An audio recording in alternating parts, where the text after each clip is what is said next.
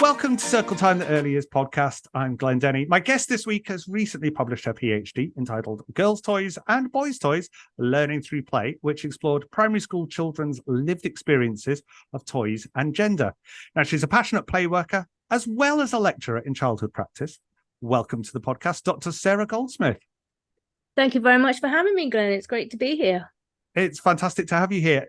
We were just saying just before we started recording, I first met you at the International Play Association conference in Glasgow. Yeah. And you're obviously one of the workshops you were doing, apart from being one of the organizing team and like holding things together so well. Like you had so many different roles that week. It was unreal. But one of the workshops you led was talking about your PhD and everything else. And I was just like, this is why I knew I had to get you as a guest on the podcast, because everything you were saying was just like, yes, I can relate to this. I hear this. This is brilliant. And yeah, it's wonderful. So what led you to choose that as a topic for your PhD? It was actually a advertised PhD. So it was one that Glasgow Caledonian University advertised.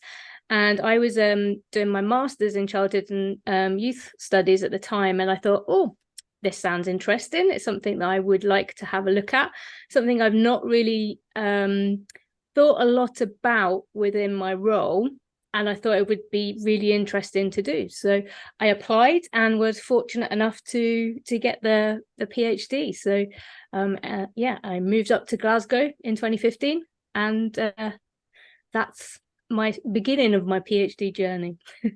It was amazing. I know you were kind of talking a little bit like, when I was sat in the workshop listening, I mean, I was absolutely glued to it. Normally in these workshops, I took notes, and I have to admit, I didn't take any notes in your one, purely because I was just listening so intently to everything you were saying. And I was just looking at the screen, the facts and figures you put up. I mean, it is a fascinating subject, how toys become genderized. Is genderized the word? I can't even think now, but genderized is a good word. Yeah. Yeah, they become genderized. It's like, but why do you think that is? Well, it's partly to do with our understanding of what gender is, and partly to do with the toy companies gendering toys. So through color coding, through the gender scripts that are embedded within toys, they become gendered. So a Barbie doll is very pink, and it's very much coded to be for girls. And, a football or, I don't know, a car or something like that is very much gendered and coded to be a toy for boys. And that's to do with our social understanding of what it means to be a girl and be a boy and what we should be playing with, therefore. Yeah, I think for me, it jars with me that people do that, because that's not the way I was brought up. I was brought up with toys.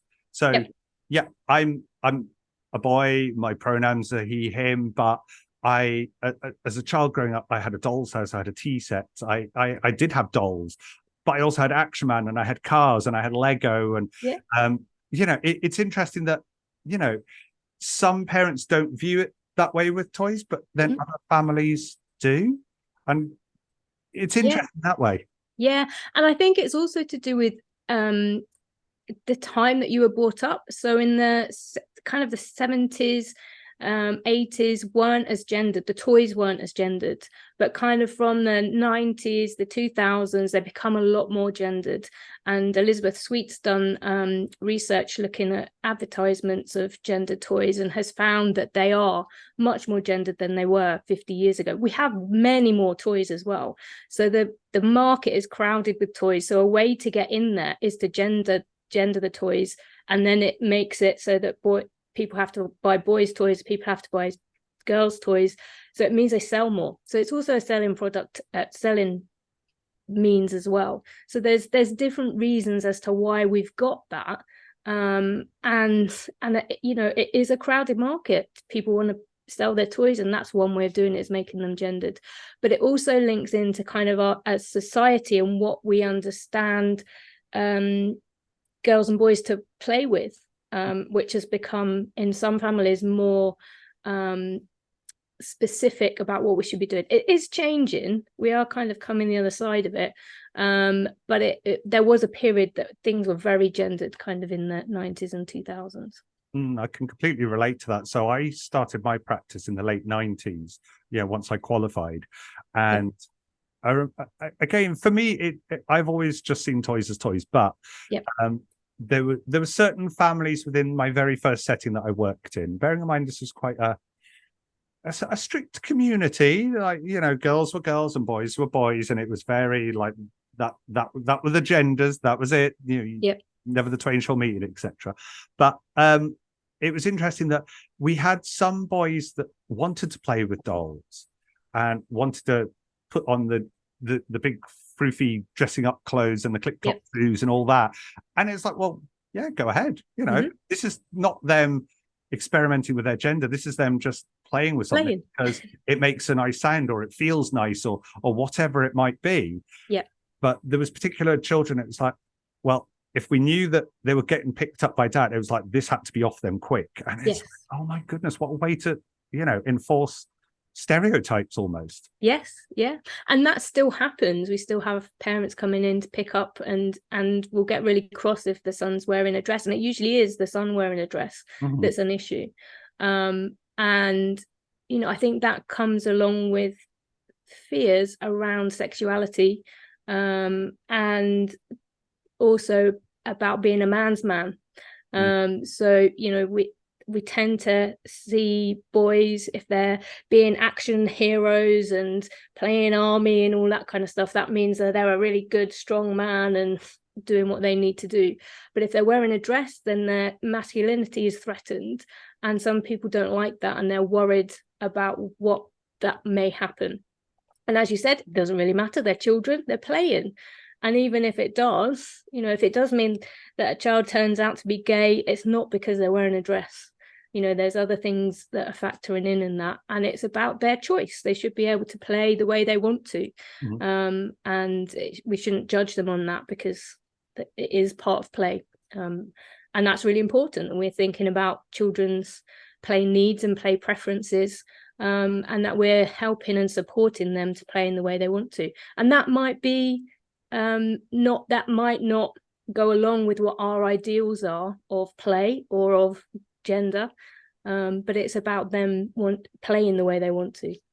It is, because play is the way they figure out their place in the world. Yeah. And that's super important. But I think as well now, we're living in a society where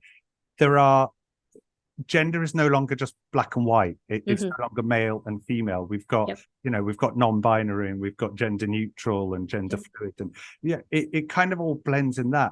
But again, do you feel, I'm going to put you on the spot slightly, but do you feel as well that this might also come down to parents' worry about sexuality of children? And do the lines get blurred is what I'm asking, between gender and sexuality?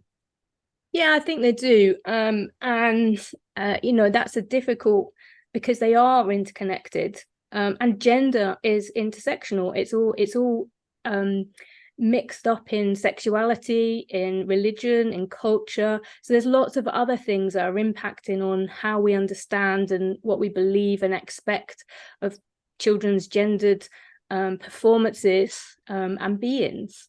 So all of that has an impact in how we understand gender and what we see is happening. So I think, definitely it's kind of intersectional with sexuality and how children want to express themselves. But again, it's about play and about that performance, and children are experimenting. They're finding out what they enjoy, what they like, what they don't like. And that play is the key place, as you said, for children to explore all of that. And those negotiations that happen all around it, whether that's with other children or adults within the play setting or their parents outside of the play setting, that's all part of learning and understanding what makes them and how they want to express that. So it all kind of is interconnected. Yeah, it's kind of just a whole jumble of everything together.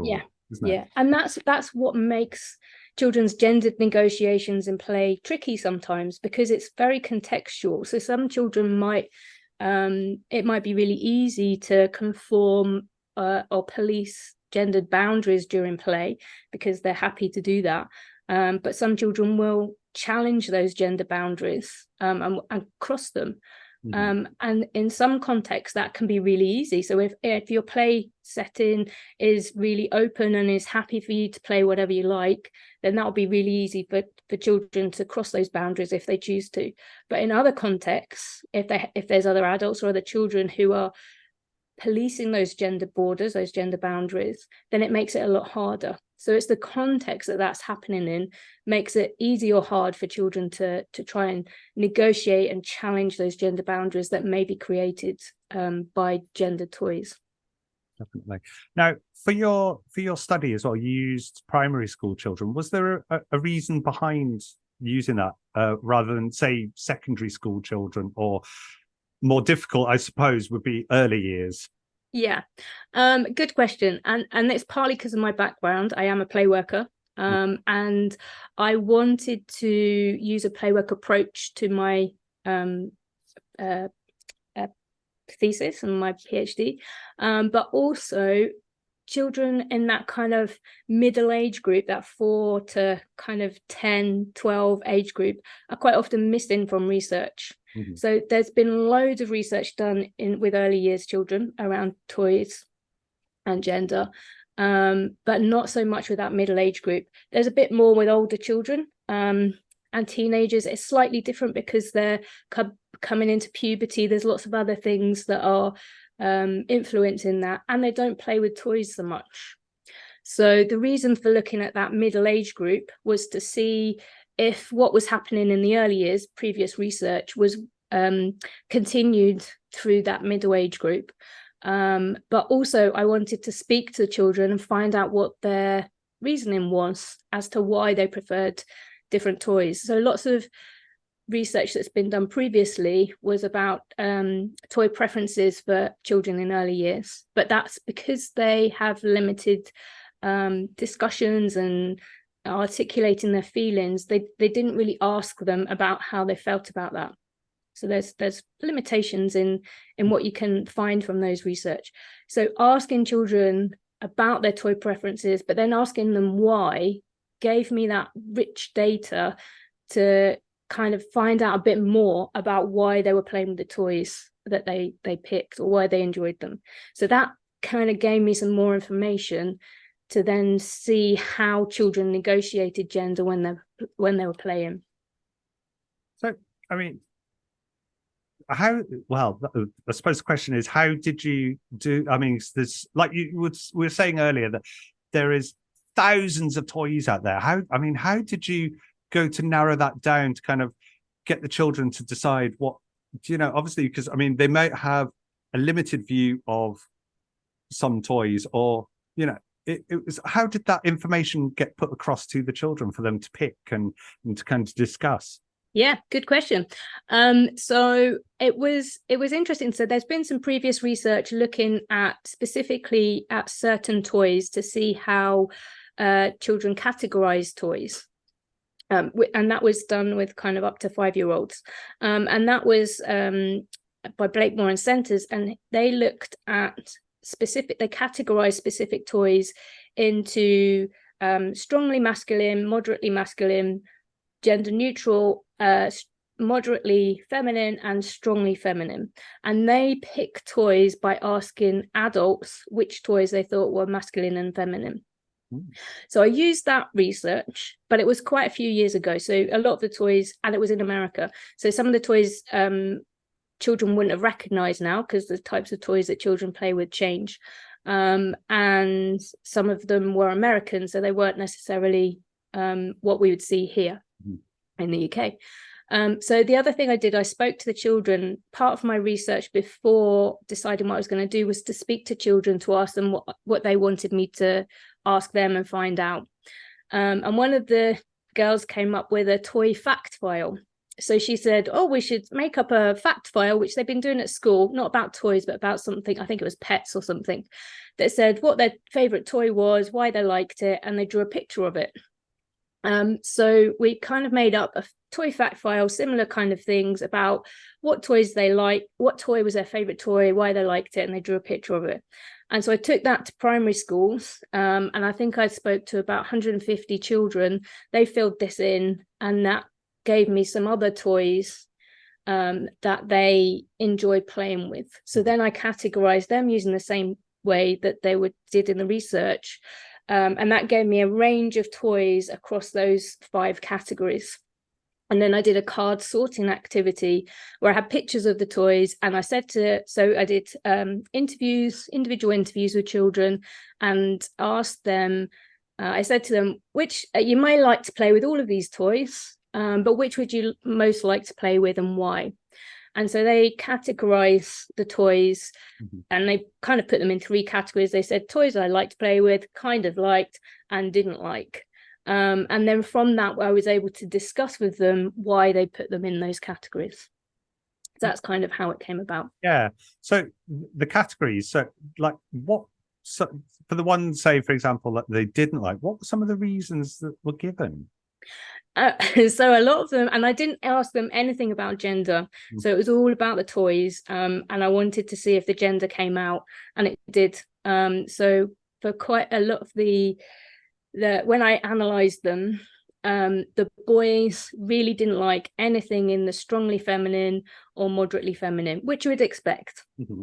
And the reason they said that, they're a girl's toy, they're pink, and when they came across them in the pile, they virtually automatically put them in the don't like pile, because they could see they were pink, they were color coded for girls, or pink, they were sparkly, they were dolls, those kinds of things. So they were very much in that don't like category. The girls, so what I did find was that there was a definite distinction between girls and boys. More girls liked toys across the range, whereas the boys didn't like the moderately feminine and the strongly feminine toys. Some boys liked some of them, but it was only kind of 1 or 2. But the girls did like more toys across the different categories. And that's partly because boys' toys are a bit more exciting than girls' toys, and they offer more range of play types. Yeah. So they want to be able to access those boys' toys. But there was a couple of categories that were, so there were some very specific girls' versions of toys. So I specifically put in Lego Friends, which is the girls category of toys, girls theme, and Lego City. And the boys kind of said, the girls, the Lego Friends wasn't real Lego. And that was partly because of the color coding, but partly because the figurines are very different to the Lego minifigures. So they are kind of, it is kind of a different category. So you can see why younger children would say, that's not real Lego. Yeah. So girls' versions of toys really put off boys. They're not meant for boys. They're designed specifically for girls. So that kind of advertising works well. It certainly does. I mean, there is a bit as well. You talked about it at the start there about, the marketing, the heavy sort of marketing of things. I mean, like, for example, I was talking to one of my colleagues today, and we're talking about like gender and toys and things like that. And we both agreed, it's like, if you walk into, say, like, one of the big toy superstores, you walk in and it's so divisive. Again, it's like, do you go down this aisle, which is all pink and fluffy, or do you go down the big bold blue aisle, which is like, all the really good toy? There's nothing that, it's not just mixed up. It's very, very divisive. Yeah. And there's been lots of work. Let Toys Be Toys have done lots of campaigns to try and minimize those girls and boys aisles. And a lot of stores have taken down the girls and boys kind of naming those aisles. But because toys are gender color coded, it's really hard to get rid of that, because they can take down girls and boys, but because they're blue or because they're pink, you still have that division. And that's what creates those gender boundaries, which opposes girls and boys, and ostracizes them to be to play with different things. And that's kind of socially constructed, that girls play with good pink and boys play with blue.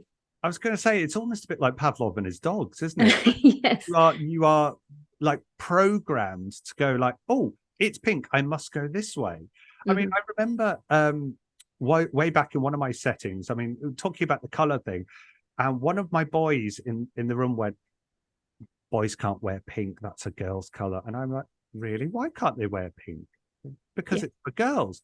So just to spite it, we didn't wear uniform in this setting. So the next day he was in and I came in and I was wearing a pink polo shirt. And honestly, his face was just like, but you're wearing pink. I said, because boys can wear pink too. It's just color. Yeah, definitely. And I think we need more of that. We need more role models to show that it's okay for boys to wear pink, or for, to wear tutus or whatever. Because seeing somebody do that shows that it's okay. And the more people that do, it kind of breaks down those barriers. And I think we're seeing more male football teams wearing pink now in the strips. And so that, beginning to break some of those barriers down. But we're born into a gendered world. So everything is gendered. And it's really hard to get away from that. And as human beings, we like categories, and we like to fit in. So if we want to fit in, we'll conform to those gender stereotypes, because it means that we'll be more accepted. And but I do think that this is changing. So from speaking to the children, there were boys who were much more accepting of other boys if they chose to wear pink or they chose to wear dresses. They were like, yeah, that's okay, as long as it's their choice. So things are changing.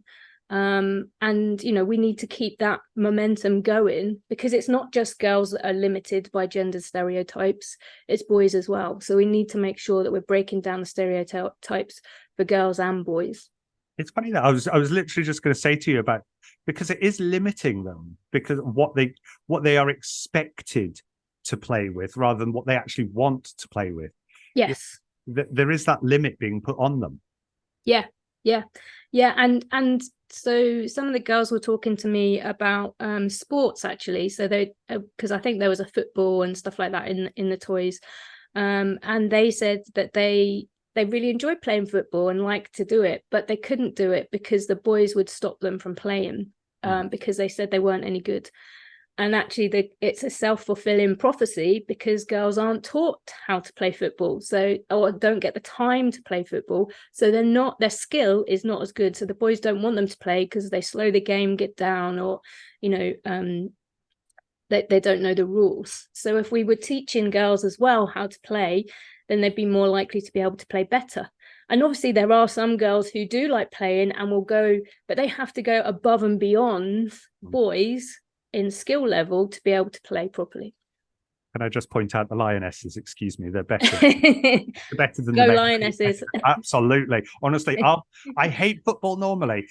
I'll be there for a Lionesses match because I know it's going to be good. They were great. Yeah, again, I mean, things like that, though, like in all seriousness, that's actually reinforcing the fact that girls can do the same as boys. Yep.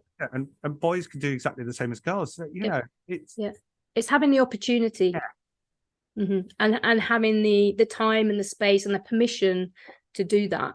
And sometimes that might mean, and some of the girls said that they did play football at school, and they had mixed teams, but the boys wouldn't pass to them. So even if they were playing, they couldn't play the game because the boys wouldn't pass the ball to them. So there's different ways that girls can be stopped and boys can be stopped from playing, because of that policing of other children or adults, to stop them from kind of crossing that boundary. Yeah, it's interesting that it's almost like I don't know, I suppose a societal kind of barrier that we become so entrenched in this, narrow field of, one gender and the other gender, that actually it's difficult, and children almost have to fight for the right to play the way they want to.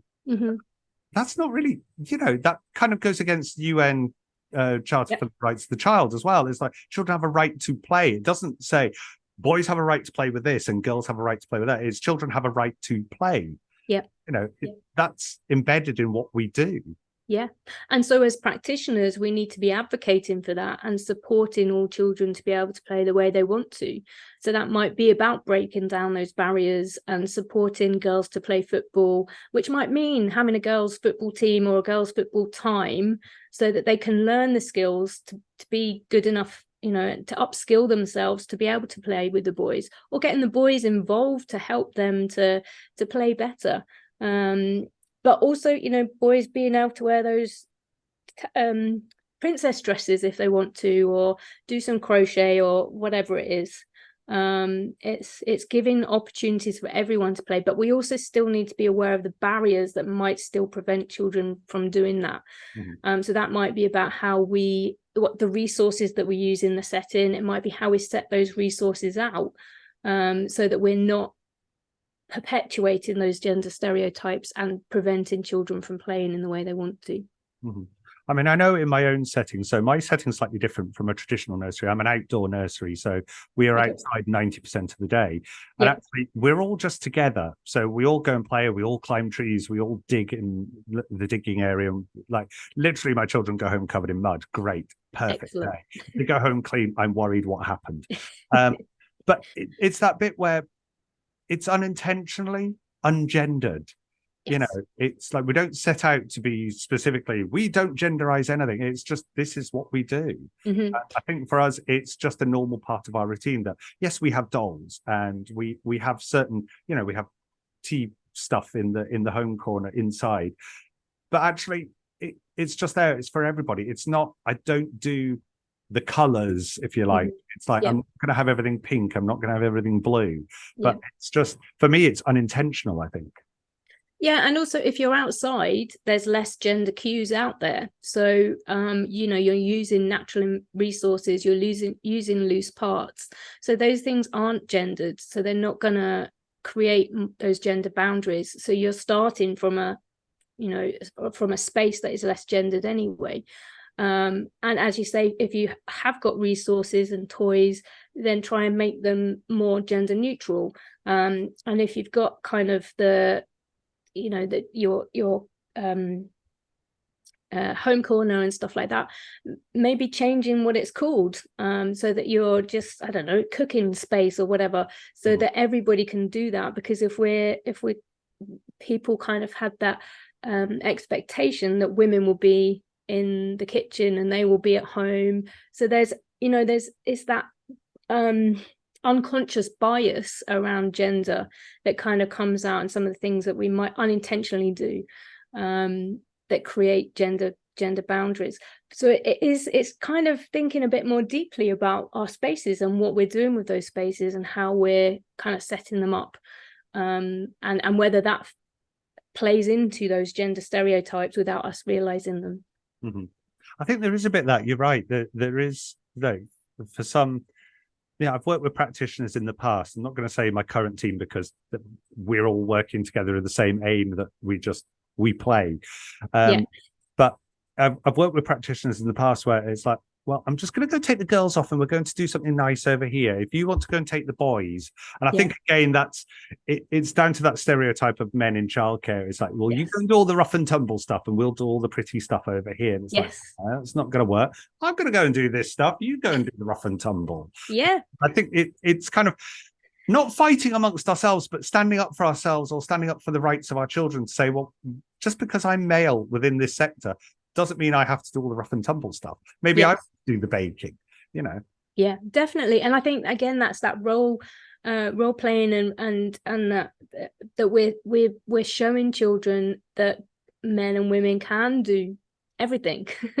So having the male members of staff going to do the cooking, the female members of staff climbing the trees and doing the rough and tumble play, it means that you're kind of showing that diversity within your setting, and that's really important as well. So it's all part of that, is to be able to show all of those things. I know it's interesting you said about diversity, and that kind of triggered with me as well, that we are supposed to be having a diverse and inclusive society. And if we start from our very youngest age by making sure that everything is accessible to everyone, and that our practitioners are being as open and inclusive as possible and being their authentic selves, then that's going to push forward to our children as well. Yeah, and challenging each other, in front of the children. If something happens and you accidentally or on purpose say something, that you are challenging it in a constructive way in front of the children to show that it's okay to do that, because sometimes we don't do that, and then that shows that it's okay for things to kind of slip under the radar and happen without us thinking or challenging it. Yeah. I mean, I know as well, recently I was having conversations with some of the children, and we were talking about what they wanted to do when they were grown up, just one of these random conversations. And I think this is very conscious with me when I'm kind of like, because I've had many of these conversations over the years, but I'm very, I do consciously think about it. And it's like, I turn around to the girls and say, oh, so what do you want to be? Do you want to be a scientist, or do you want to be an engineer? And I deliberately turn the roles around. It's like, I don't use the traditional roles. I might say to one of the boys, do you want to be a chef? Or, do you want to help people? Do you want to be a nurse? It's like I reverse the roles that we're traditionally viewing, because I want children to know that that's okay for them to do that. Yeah, and that's a great way of doing it, and it triggers those discussions as well, and gets them thinking about, oh, I can do that, or should I think about those sorts of things, rather than the traditional kind of career routes that girls and boys tend to get pushed into. And just having men within childcare is great, isn't it? Because that's traditionally a female workforce, and I think 90% of the workforce are women. So it's good to have 98% actually. Well, there you go. So yeah, it's a big thing, and I think we need more people coming through, and obviously that's also connected to other societal issues around pay and around value of careers. So it's interlinked with lots of other things. There's lots of other things that kind of link into why we have those gender roles and why we kind of perpetuate them, and the flexibility is, I suppose, as well of careers. If you're looking after children, you're having your own children, looking after them, having that flexibility tends to be those more caring roles, which maybe are not paid as well, not valued as much. So there's reasons why men and women go into those different careers sometimes. There's a lot more work to do, I think. Definitely, yeah. We're getting there. We're chipping away. Slowly but surely. Well, unfortunately, we've come to the end of the podcast, but I just want to say a massive, massive thank you. It's just been wonderful to reconnect with you again since we were sort of talking to each other at IPA. It was amazing. And yeah, keep going, because we need more voices talking about this, most definitely. Yeah, definitely. Well, thank you very much for having me. It's been a great conversation. And I hope your listeners get something from it as well. I'm certain they will. Dr. Sarah Goldsmith, thank you. Thank you.